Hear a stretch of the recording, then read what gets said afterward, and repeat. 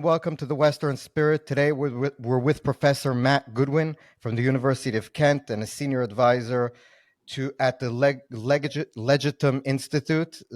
Matt, just tell me if I said that correctly. The Um, Legatum Institute. Legatum Institute, and also someone who I've been following for a number of years now and read some of his books. And so, Matt, it's a great honor to speak with you and at this crazy time. So, we were talking before the show about, and I think this is what my first question would be is that I've been watching. We had a few days ago this Iranian airstrike here, hundreds of uh, missiles and unmanned drones coming here. And one of the things that I've been seeing is, at least in America, where I'm originally from, and I assume also from England, you have these protesters who are literally saying that they support Iran in this whole thing. And one of the things that you've been talking about is this whole woke culture, this hatred of Western values inside the West. And so, how do you see what is happening, especially now? Well, firstly, thank you for having me on. Secondly, I can share my thoughts with everybody in Israel who's experiencing the current situation. Turning our eyes to the West, I think what we're now realizing, what's become unavoidable since the October 7th atrocities, is that we, to be blunt, have lots of people within Western societies who really don't believe in our way of life, our values, our institutions, and certainly don't want to respect our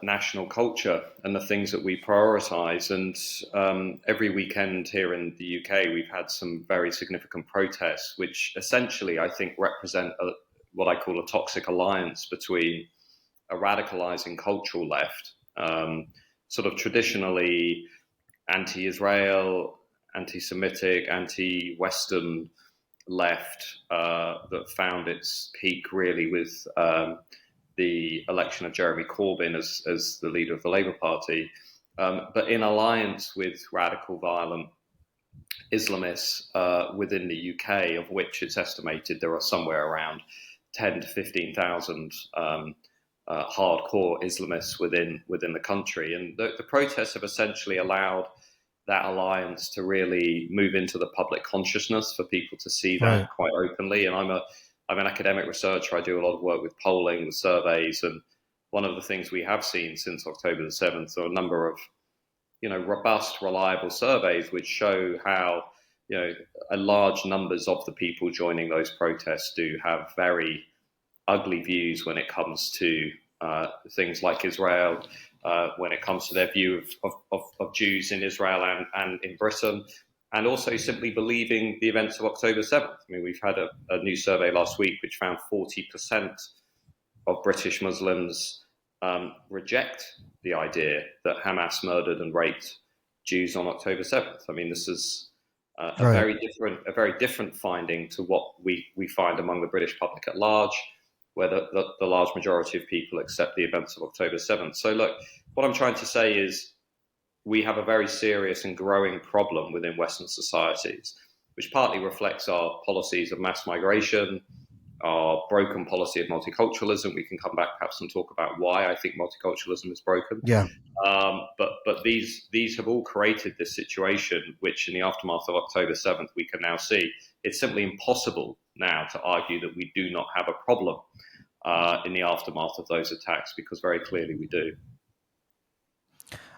Matt, I just wanted to maybe take from what you just said and look at something that you've been written about. I think in your latest book is about the realignment of politics in I guess Great Britain, and probably in the U.S. too, in terms of you spoke about the great realignment and a lot of the working class in America, and probably you tell me if it's also true in Britain, that used to traditionally vote to the left, the Democrat Party, now vote for Trump and move to the Trump camp. And I guess maybe in Britain we see that too. So maybe, and I think a lot of it has to do with what you just said. People see these protests, for example, they see this extreme left that's taking over the more center left. So how do you see that realignment happening in Britain and maybe in the West in general? Well, I think if you look at recent elections in Western democracies, what you've seen at very broad level are working class white voters moving to the right, non-graduates Hmm. moving to the right, people without university degrees, older voters often moving to the right. Um, and at the same time, you've seen university graduates moving left. You've seen professional middle class voters Yeah. moving left. You've seen women, especially young university educated women, moving sharply to the left. And this has been really one of the broader stories behind the rise of people like Donald Trump, the vote for Brexit in Britain, the growing support for national populists across large parts of Europe. If you look, for example, at say Giorgia Meloni in Italy or Marine Le Pen in Right. France or the Sweden Democrats. Now there are obviously some nuances from one country to the next. I mean, if you look at the US, you've seen Hispanic Latino voters moving quite significantly to the right, alongside African Americans have also been moving to the right relative to 2016. And in Europe, you've seen quite a large number of young voters without university qualifications moving to the right. So, there is no old, there's no heavy dependence within national populism in places like France and Italy on older voters. Actually, they often do well among younger voters. But anyway, the key point in all of this is what I think we're living through is essentially a political realignment, which is reshaping the foundations of politics that were laid by the Industrial Revolution, when left-wing parties emerged to represent the workers and right-wing parties, conservative parties, essentially represented to emerge the middle classes and the landed elite. What we've seen now, 120, 130 years on from the rise of mass democracy, I think are simply those foundations beginning to crumble, new parties coming forward, targeting new issues that the old parties struggle to talk about, migration being one of them. Islam, I think, increasingly will be a big issue in Western democracies, multiculturalism, crime, woke ideology, gender issues, all those sorts of things. So the foundations of politics are basically being upended. Now, if you look at a country like Britain, the reason the Labour Hmm. Party is doing well in the polls now is precisely because it's been winning over large amounts of support from graduates, young voters, but also, to be frank, minority voters, British Muslims especially. Prior to October 7th, about 90% of British Muslims were planning to vote Labour.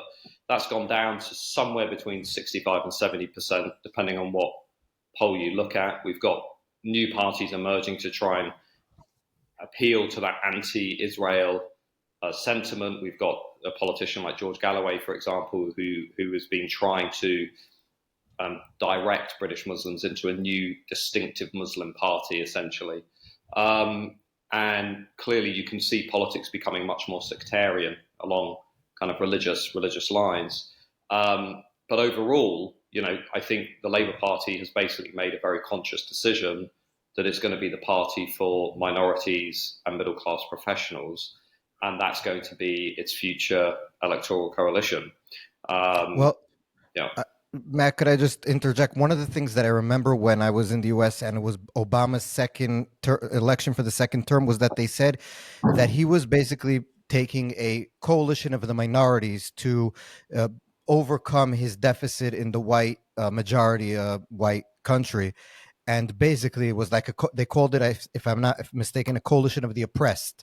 So, do you yeah. think that because in Great Britain the demography changed so much that you can actually win a national election with majority minority votes? No, it's very, very difficult to do that. I mean, that's one of the reasons why the Democrats came unstuck. They basically bought into this narrative that demography is destiny. That if you Right. just hold support among minorities, then basically, you're moving in the same direction as history, and you'll be okay. Well, actually, politics didn't really turn out that way.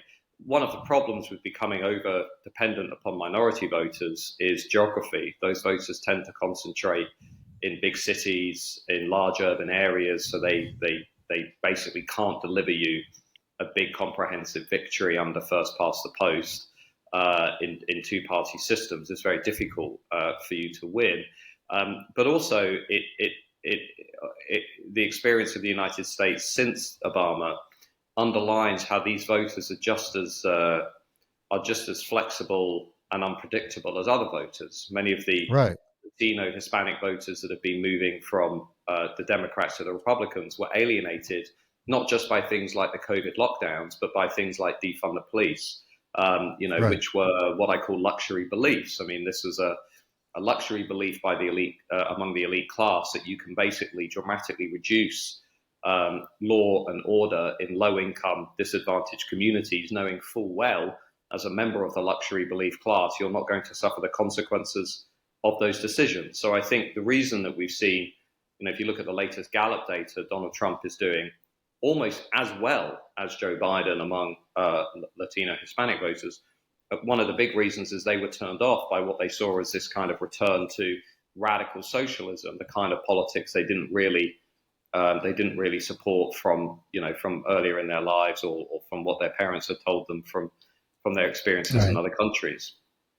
And also, I would also just add to what you said, interestingly, that a lot of the Hispanic voters, especially in Texas, let's say in border states, they're not happy with open immigration. So Yeah. the interesting thing about it is, and I think this probably works also in European countries where there's a big issue with immigration, is that a lot of the minority communities that the left seems to think will be so happy that you're opening the borders are the ones who get most harmed because of low wages that go down when you have an influx of low wage earners and stuff like that. And it's not just because you're a certain skin color that you're going to be automatically, I guess, for open borders. It's just a very weird way to think, and it's hurting the left in that sense, I think. Well, I would just add to that, and if you look at, say, an issue like lowering immigration, that is supported by about 40% of young people, but also often majorities of minority voters. And one of the reasons for that is because if you look at, say, British Hindu, Sikh, Muslim communities, they're often actually very socially conservative on a lot of issues, Right. including, by the way, a lot of the woke issues. So the expansion of gender identity theory. One Yeah. of the reasons we had protests outside schools in England was not just because people were unhappy with foreign policy, but because they were unhappy with children being taught that there were 72 different genders. I mean, so what I'm trying to say here is within the left, there is a second dilemma emerging. And that's, the first dilemma was, well, how can you hold the working class and the middle class together? I think the second dilemma now is going to be, how do you hold white graduate liberals who are radically progressive together in the same coalition with minority voters, let's say with Muslim, Sikh, Hindu voters, who really Yeah. don't support the expansion of woke ideology? That's going to be a very difficult dilemma for left-wing parties. Yeah, and maybe one question that I think we in Israel don't really touch about, but it is one of the things you speak about a lot, because I think Western countries, maybe Israel is like a little bit of an outlier because we're so. I'm not. Also, there could be bad things about this. Very strong families, very traditional.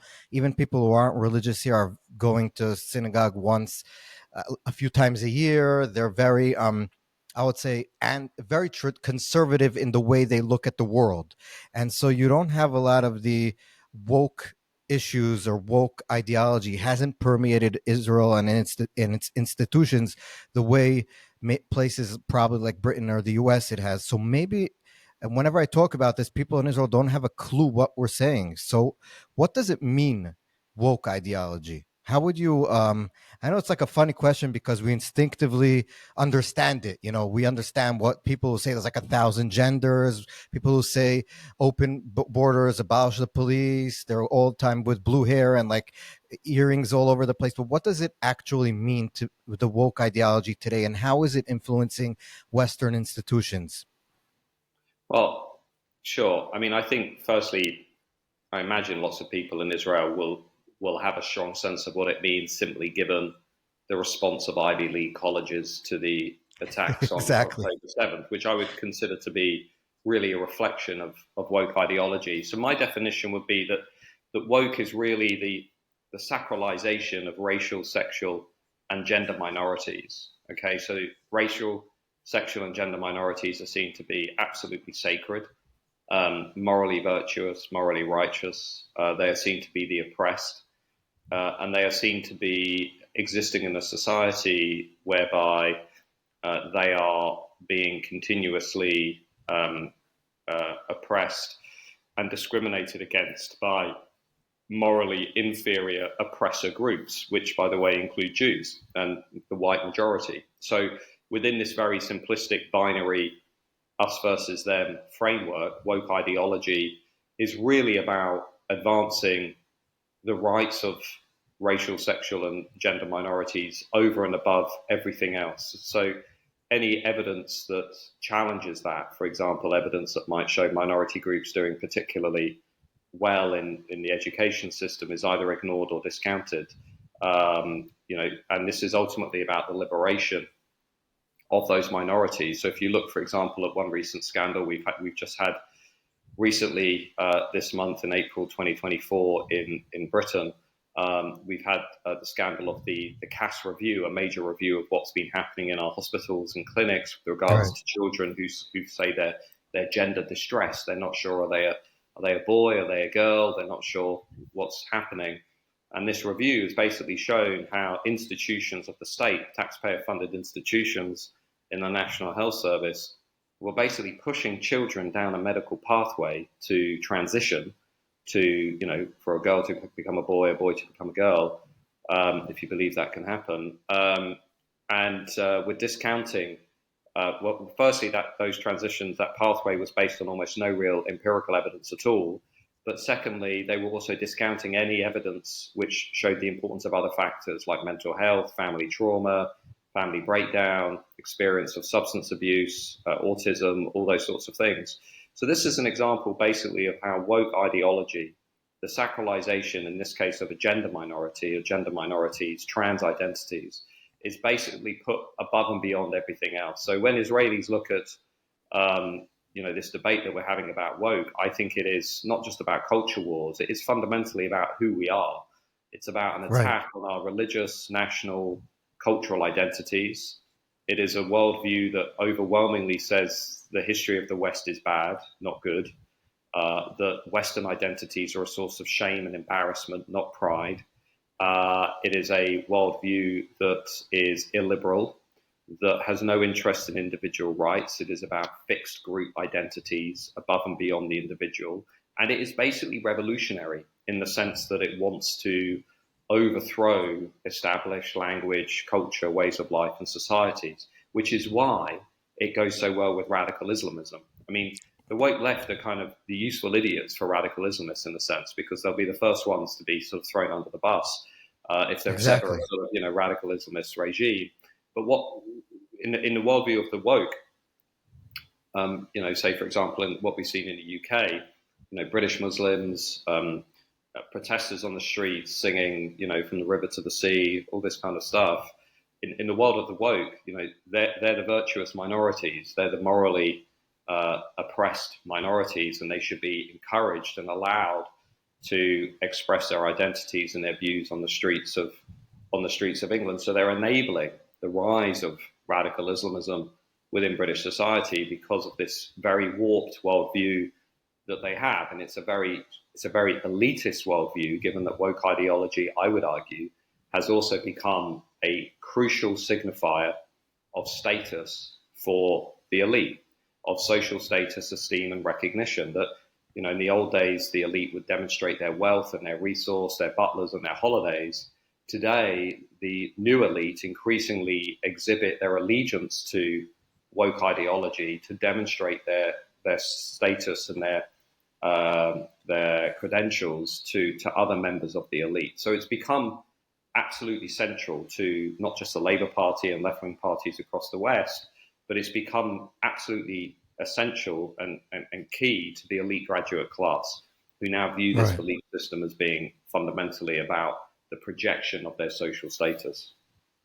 Do you think one of the reasons why woke, because we always had, it seems there always was sort of a neo-Marxist type of strain in universities, a sort of extreme radical left. There always was that in all Western societies, and some to some degree or another, but it's exploding under this woke new type of thing in the last decade or so, especially in the last maybe 5 years, and especially since COVID, it seems it's been even worse. And do you think one of the reasons why maybe this is happening is because there's a sort of a crisis of meaning in the West? So, like, for example, church attendance has plummeted all over the Western countries.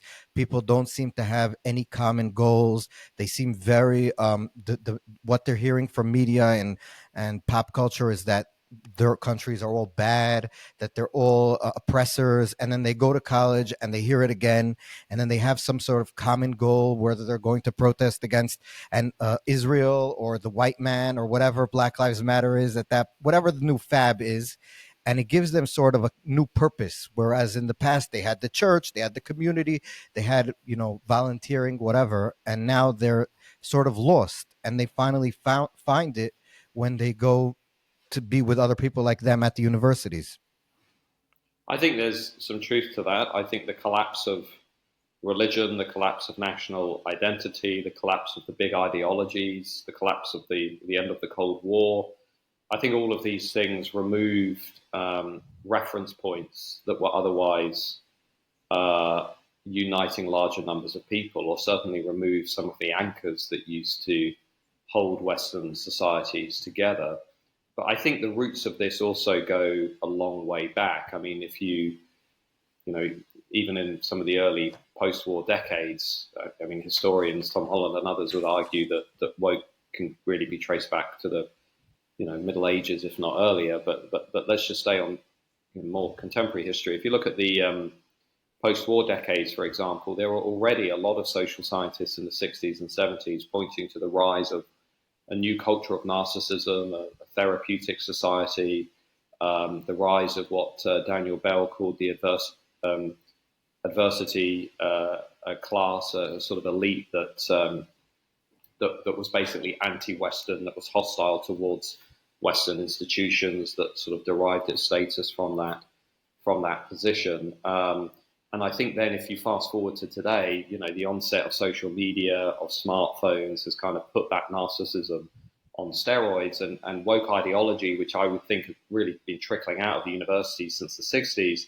is really perfectly wired for that, because it essentially turns you into, particularly if you're a young university student or a young university graduate looking for some meaning in your life, it is basically hardwired to turn you, overnight, if you want to, into a kind of morally virtuous, righteous victim on the basis of your fixed identity, or as an ally of an oppressed group. So it instantly gives you a role in society that is fundamentally based around group identity. And so for Gen Z, and perhaps for the younger millennials, the onset of woke ideology, I think, really gave them a sense of purpose at a time when many of the other established narratives were collapsing. I mean, it's very difficult for established politics in this environment to demonstrate credibility and competence, because if you look at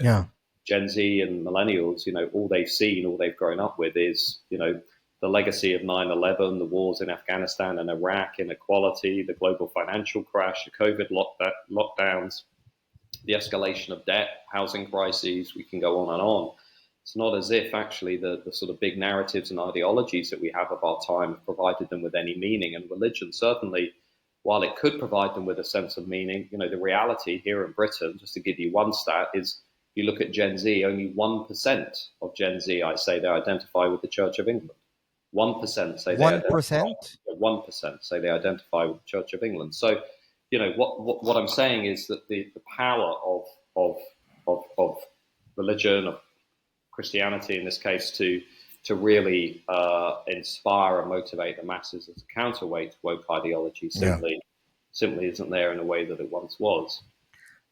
I heard Matt I don't remember if it was you or someone else that said, just tell me if you agree with this, that the woke culture of today is almost a religion in itself, because they have sacraments, they have leaders in which they basically find as like spiritual, prophets. They Yeah. have a sort of like repetitive chants, like all religions, prayer. They have sacrifices that they make at the altar. I remember during the Black Lives Matter movement, when my dad lives in New York City, and people were walking up to black people were walking up, taking videos of themselves to white people on the subway and saying, please apologize for your white privilege. And you had white people just apologizing to this random person who's walking up to them and saying how sorry they are and apologizing for. And it was just, it seemed so.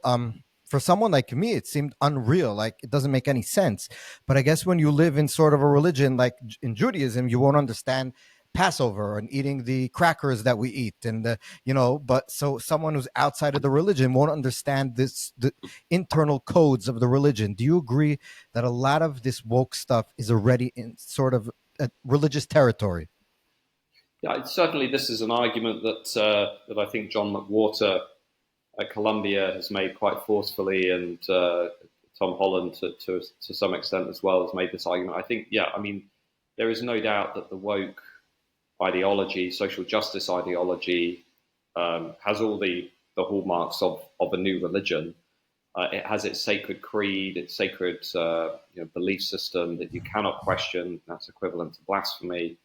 It has its rituals, as you say. It's very suspicious of objective scientific research. Right. In fact, it doesn't really like any research that sort of challenges or questions its claims, and it's organized around the true believers, the kind of highly Yeah. committed 10 to 15% who really go out and spread the word and spread the gospel. And it's done a very good job so far at taking over a lot of the institutions and kind of imposing this worldview from the top down. In fact, you might argue that the universities are the new sort of citadels of this religion. Hmm. Maybe it doesn't need cathedrals; it just needs university campus. But Yeah. on a more serious note, if we were talking about a set of ideas, a body of ideas that were limited and restricted to 5% of the country, then perhaps I'd be less worried about it than I am, given that we know that actually the sheer power and influence of these ideas has really become visible to everybody over the last decade. And I think that we've brought home powerfully in terms of what's happened in the elite universities by the response to October 7th, where you saw the most senior leaders of Ivy League colleges, Harvard, Penn, and MIT, essentially falling over themselves to downplay and refuse to condemn anti-Semitism on American campuses, on the most elite campuses in the US. And that was Yeah. because of the extent to which these ideas have become dominant within university life. And one of these silver linings within that debate in the United States about education, about higher education, for me at least, is that we're now beginning to get our way to a more mature discussion about what we mean by things like diversity, equity, and inclusion. And we're beginning to see serious financial donors withdraw their funds from the university, say, you know what, I'm not going to play ball with institutions that are permitting some forms of prejudice but not others. And we've even seen DEI departments in southern states, Texas, and elsewhere actually be closed in recent weeks. Right. So what I think we're beginning to see now, maybe going into the November election, obviously potentially a change of incumbent in the White House, but I think we're beginning to see is this kind of significant and possibly sustained shift in the public debate about woke ideology and what it is. And if we do end up seeing a return of, say, Donald Trump, if Europe moves to the right in the spring, I suspect that will prompt a lot of soul searching on the left of politics, whereby people might actually have to conclude that this ideology, this set of ideas, has been turning off voters.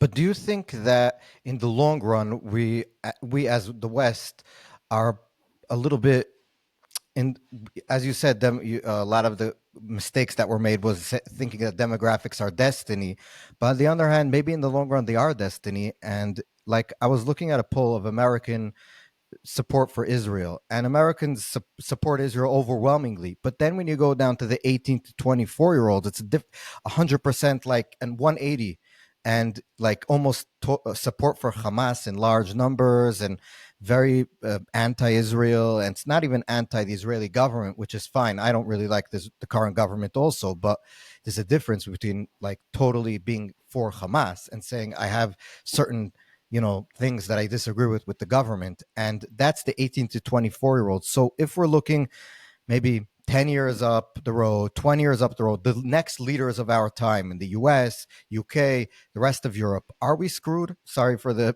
language. The short answer is we don't know. We don't know whether Mm-hmm. this is an effect that's limited to this particular time, or whether they're going to hold on to these attitudes and carry them through. What I think it's safe to say we do know is that we've never had young people in the West before to this extent, not only holding anti-Israel views, but also holding anti-Western views in general. You know, other examples being we've never seen levels of opposition to the royal family, to Right. the Western institutions as we've seen today. But I think also the risk is that many of those attitudes now will, or many of those young people are going to be colliding with more religiously, culturally, ethnically diverse societies, which are also going to hold very different views on these issues. I'll give you a couple of examples from my Substack, which I published a piece last week on what British Muslims here are thinking about these issues. Just a few stats. 40% of British Muslims reject the suggestion that Hamas committed murder and rape. The youngest British Muslims, 18 to 24-year-olds, were even more likely than their older counterparts to reject the suggestion that Hamas committed murder and rape. Nearly half of all British Muslims, 46%, say their sympathy is definitely with or leans towards Hamas over Israel. That rises to 60% among the youngest Muslims. Wow. And then in terms of holding positive or negative attitudes of Hamas, only 8% of the British public say they hold a positive view of Hamas. And that's 30% among British Muslims and 34% among the youngest Muslims. So you've got widespread sympathy for the actions. You've got about coming up to a third of all British Muslims, which will be a million or so, maybe higher, who are saying openly they have positive views of Hamas after October 7th, 6 months on. And you've got only 8% of British people holding the same view. And I think also half of British Muslims saying Israel does not have a right to exist as a Jewish homeland. That's about Wow. half of British Muslims. Now, if you look at the projections of where Britain's going to go over the next 12 years, and I've written about this as well, if you look at the Pew Research Center, which is one of the most reliable, rigorous research centers in America, they've done projections for Europe, and they show that by 2030, Britain will experience the largest increase of all European states in the absolute number of Muslims, which will increase to about 6 million. So if you think these attitudes are pretty endemic now, especially among younger Muslims, then what's going to happen over the next 10, 20 years as a country is transformed in this way, and as those groups collide with a younger generation of Brits or French or Italian or American Gen Z and Gen Alpha who are coming behind them, and they're going into institutions or schools or universities that are more explicitly, left wing in how they view these issues. I think as you look ahead, these challenges are only going to escalate. I mean, these challenges are going to become quite intense unless we now can begin to reform the institutions and actually do something different. Now, if we can't, then we're going to be, I think, in trouble. If we can, then I Right. think we can begin to turn things around. Um, Matt, you mentioned this before, and I think one of the reasons why maybe you can't is this whole debate over multiculturalism. And I think it Mm. means a lot of different things for a lot of different people. But growing up in New York City, I remember going to my more liberal family members, and they were saying liberal in the American sense, and they kept on saying that. Oh, look, there's so many different people from so many walks of life. New York is so multicultural. But then like you mentioned before, you had the fact that we're giving sales, I would say, giving making it easier for people based on their color of their skin or their cultural identity to get ahead. So on as opposed to other people like white people or Jewish people or even Asians in America who are very successful in universities. So does multiculturalism in the way we look at it today basically say to and I think we see it in the DEI, the whole debate over DEI, say to minorities that we're going to give you everything on a silver platter because you're minorities, because you're the oppressed, and therefore there's no way to reform anything because it's anytime someone is not doing as well as we want to, we're basically pushing them up on everyone else's expense. Well, I think one of the problems with multiculturalism that we have as a policy is the difference between having, say, a multi ethnic society and a policy of multiculturalism, which is a policy that is pursued to try and manage that society and the different groups that exist within it. Multiculturalism as a policy, I think the problem is that it promotes group difference.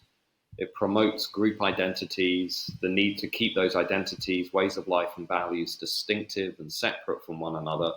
It promotes Right. group difference over commonality, right? Multiculturalism really does not proactively promote links, unity, and bonds, or bridges between different groups. What it does is it sort of offers a very thin framework which basically is about adhering to the administration of the state. So, getting a passport or learning the language or, Right. respecting the rule of law, but never really actually having to take on the values, the norms, the ways of life, the history, the culture of that national community. And it doesn't really establish deep enough bonds between different groups. And even worse, I would argue that today, with a sort of new ruling class in many Western societies, what we've actually got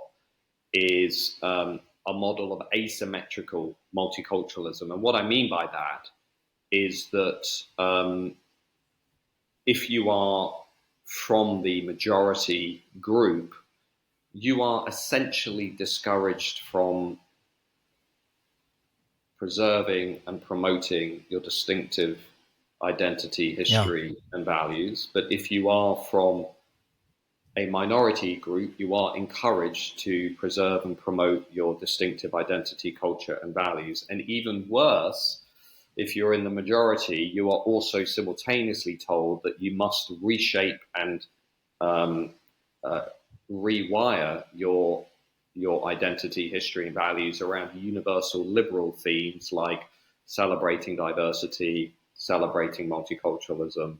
But of course, to say that you're supportive of diversity is fine, but it's almost like saying you don't really have an identity of your own, because if the only thing Yeah. that is actually defining who you are is the fact that you're open to difference, that you're open to novelty, to change. But who It's are not you?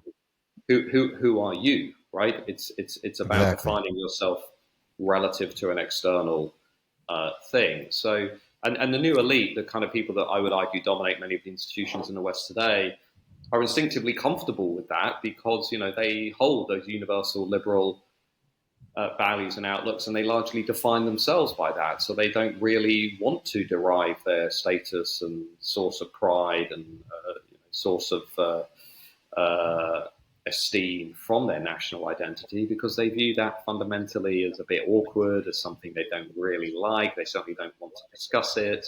And so Yeah. we see this in Britain, for example, every time we have a sporting moment, it is never about celebrating who we are.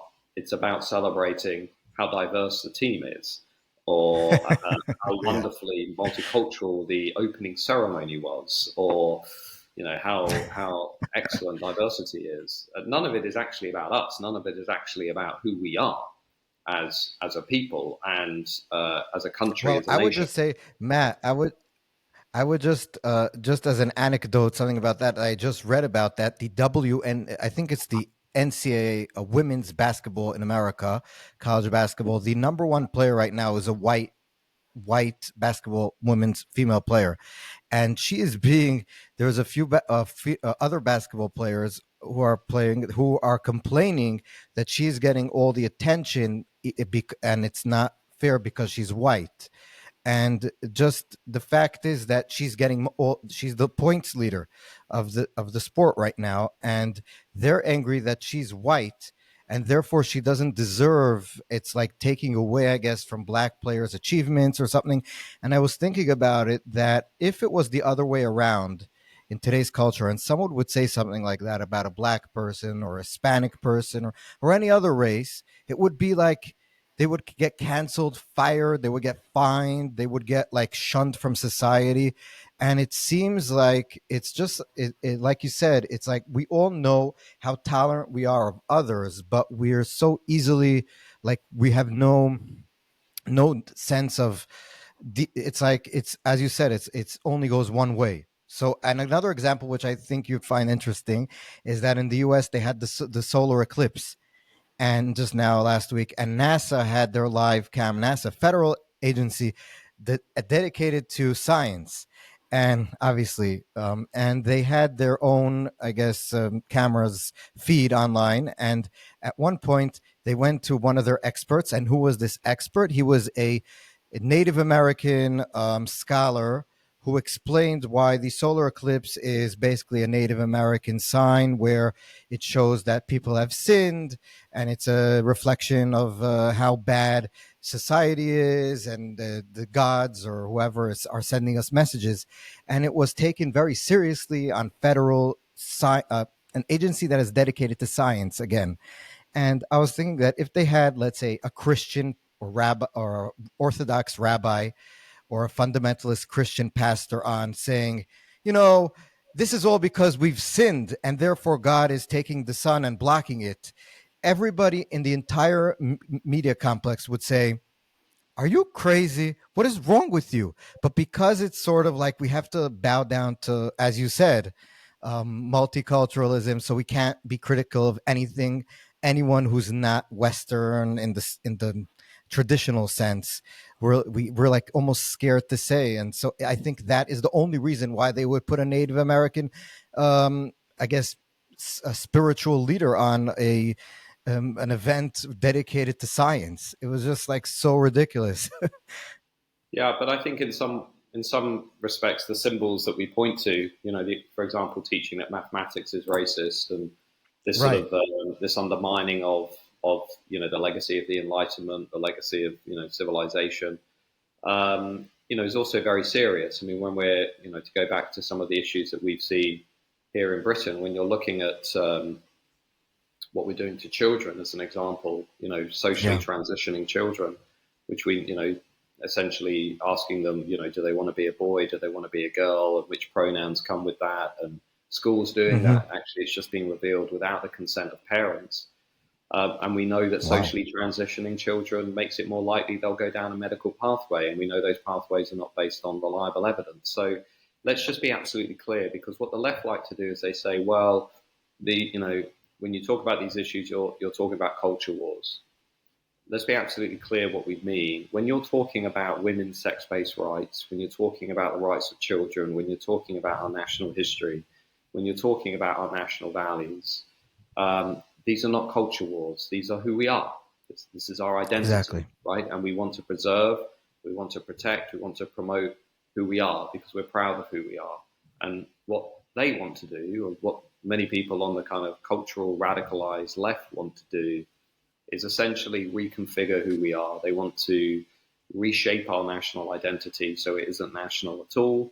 And they want to erode the foundations of our institutions, our values, and our culture in the same way that all revolutionary ideologies like to do that because they want to wipe Yeah. the slate clean and start again. And that's ultimately, I think, where we are on a lot of these issues. And my concern, more than anything, is also with regard to the events of the last 6 months. What's become quite clear to, I think, everybody in the West is not just how insecure and fragile geopolitics really is today and how close we are to another major global war, but actually it is witnessing the extent to which we have invited people into our countries who really hate who we are.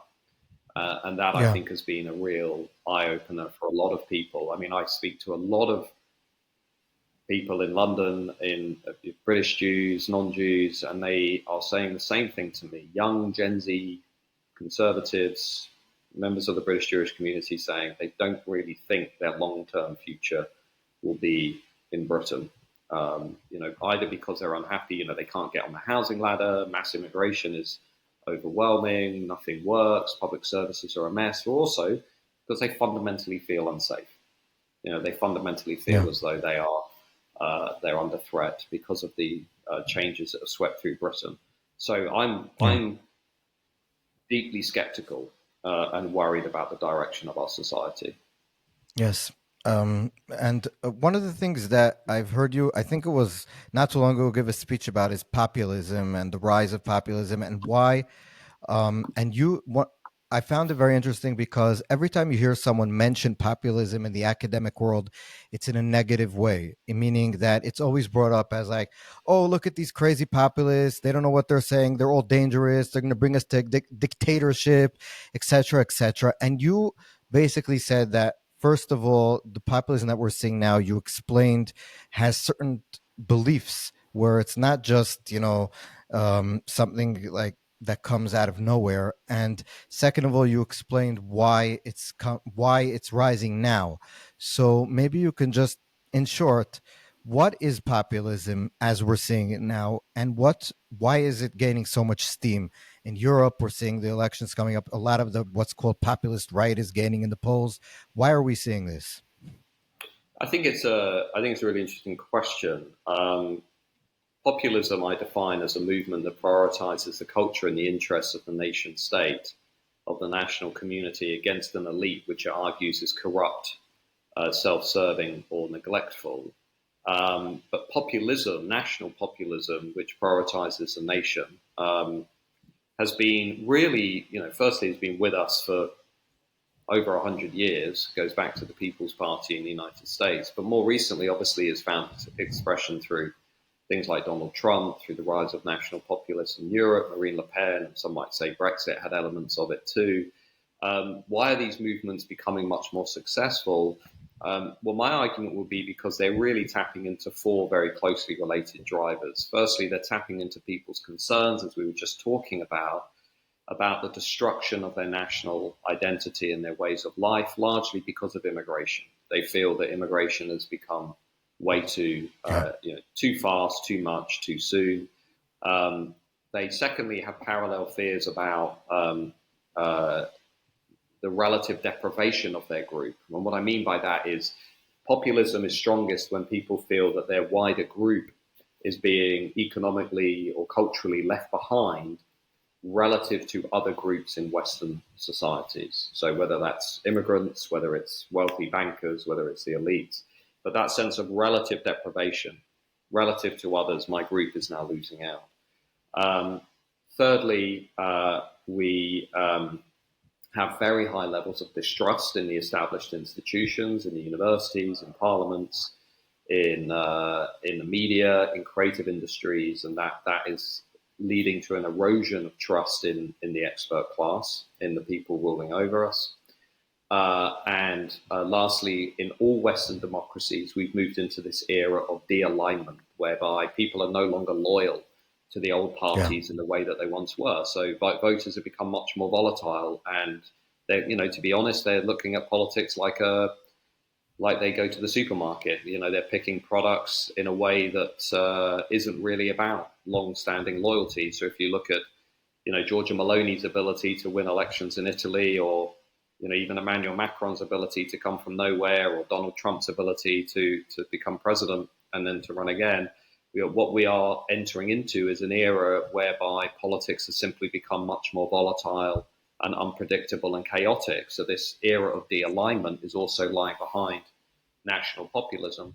And I suspect, the argument in that book in 2018 was that populists would be here to stay, right? That these movements weren't really going to go anywhere.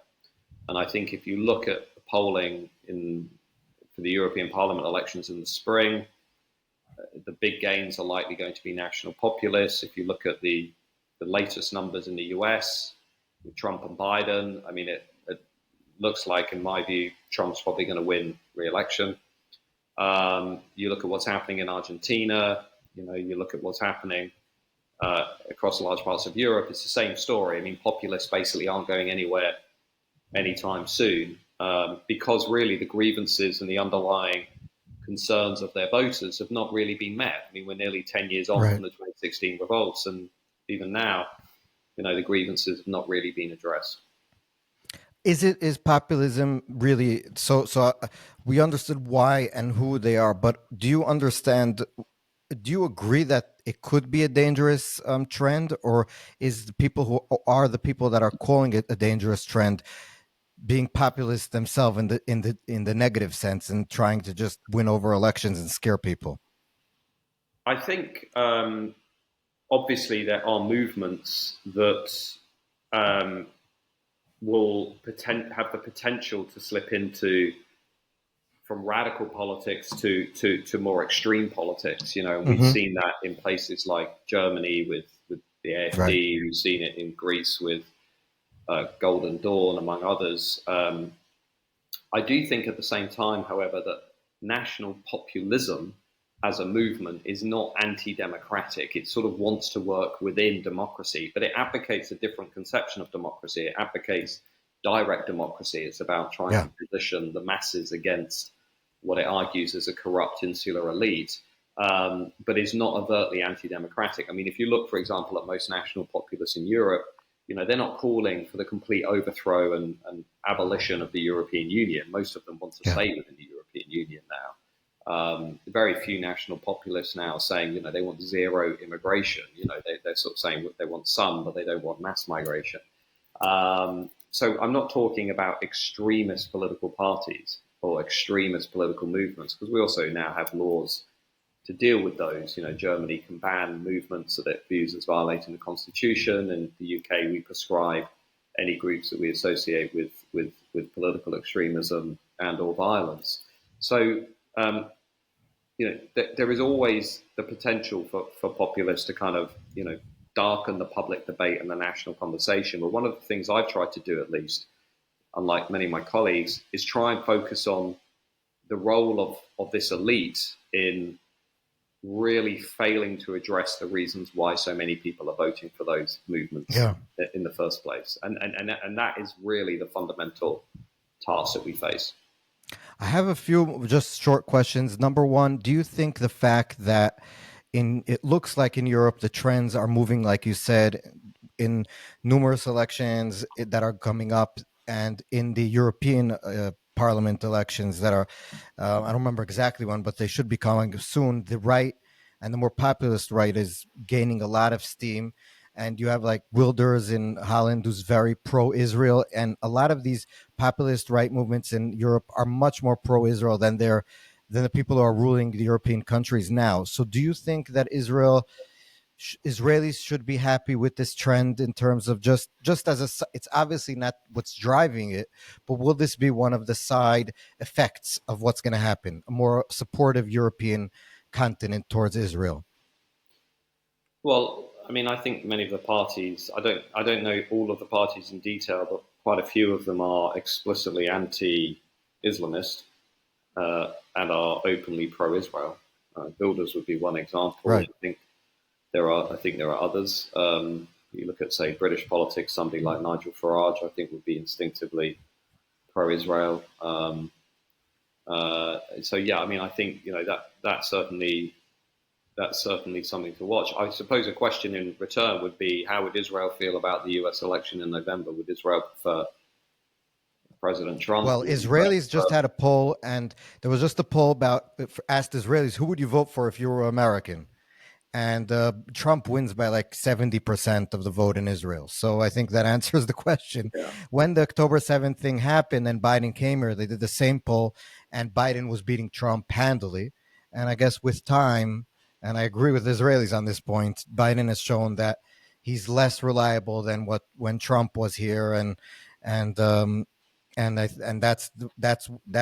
is what it is. But I was just thinking that it seems that a lot of the Israel is, and maybe this harps on what we were talking about the whole conversation. Israel is considered a part of the West, meaning that if you hate America, you'll hate Israel. If you hate the UK, you'll also hate Israel. If you hate, I don't know, Europe, you'll also hate Israel. If you hate white people, because that's the new thing, white privilege, etc., you'll also hate Israel because for some reason we're considered right, even though ethnically most of the Israelis are not Ashkenazic European Jews. They're more people from Arab countries, but that's besides the point. So I think explicitly that if you're a party that supports Western values, you'll probably also support more or less Israel in some way or another. And I think that's what I was trying to get at in general. Yeah. Well, yeah, but I think also for historic reasons, again, I think there'll be lots of reasons for the Jews to also feel somewhat nervous about the longer term trajectory of many of those parties. I mean, if you look at French politics, for example, it wasn't that long ago that we had frontline populists questioning the events of the Second World War. So I would sort of, treat all of that with a big pinch of salt. Yeah. One last question that I have for you, because I know we're coming short, you mentioned it earlier, but I just want to understand the whole Europe, and you've been writing about the realignment of British politics, European politics, Western politics in general is moving more to the right. We spoke about populism. We spoke about people being anxious about this woke ideology that seems to be permeating. But the other hand, as you mentioned before, the labor seems to be, if the election were held today, they would probably win. At least that's what it seems to me from looking far. So what is the Conservative Party doing? It seems to me that they're sort of being like a pale mirror of the Labor Party.